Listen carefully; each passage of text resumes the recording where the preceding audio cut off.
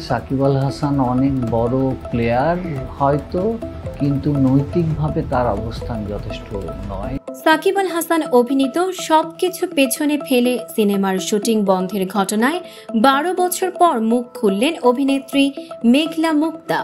বাংলাদেশের তারকা অলরাউন্ডার সাকিব আল হাসান খেলার মাঠে যেমন আলোচিত, তেমনি একসময় অভিনয় জগতে পা রেখেছিলেন। কক্সবাজারে শুটিং হওয়া সবকিছু পেছনে ফেলে শিরোনামের সিনেমায় অতিথি চরিত্রে অভিনয় করেছিলেন তিনি। তবে মাঝপথেই সাকিব শুটিং ছেড়ে দেন, আর সেই সঙ্গে থেমে যায় পুরো সিনেমার কাজ। সিনেমার নির্মাতা রাজিবুল হোসেন সম্প্রতি জানান, সাকিব হঠাৎ করেই জানিয়ে দেন যে তিনি আর সিনেমায় কাজ করবেন না।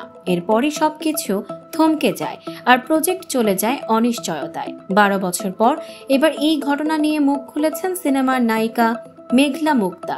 তিনি বলেন, আমি বুঝলাম না এতদিন পর হঠাৎ এই প্রসঙ্গ কেন উঠল, তখন তো কেউ কিছু বলেনি। সাকিব আল হাসানের সঙ্গে পরিচালকের বিজ্ঞাপনের চুক্তি ছিল নাকি সিনেমার, তা আমি জানি না, তবে তিনি আমাদের সঙ্গে শুটিং করেছিলেন। তিনি আরো জানান, আমরা জানতাম এটা সিনেমা, তাই সেভাবেই প্রস্তুতি নিয়েছিলাম। সাকিব আল হাসান আমাদের সঙ্গে কক্সবাজারে একটি গানের শুটিংও করেছিলেন। পরে কেন কাজ বন্ধ হয়ে গেল আমরা জানি না।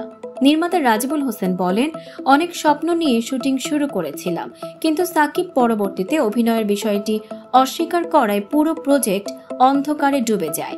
এটা শুধু একজন নির্মাতার ক্ষতি নয়, শিল্পের প্রতিও অসম্মান। 1 দশকেরও বেশি সময় পর আবারও আলোচনায় উঠে এলো সাকিবের সেই হারানো সিনেমার গল্প। দর্শক, সাম্প্রতিক ও চমকপ্রদ সব খবর পেতে ফলো করুন আমাদের ফেসবুক পেজ CV24 টিভি এবং সাবস্ক্রাইব করুন ইউটিউব চ্যানেল CV24 অফিসিয়াল।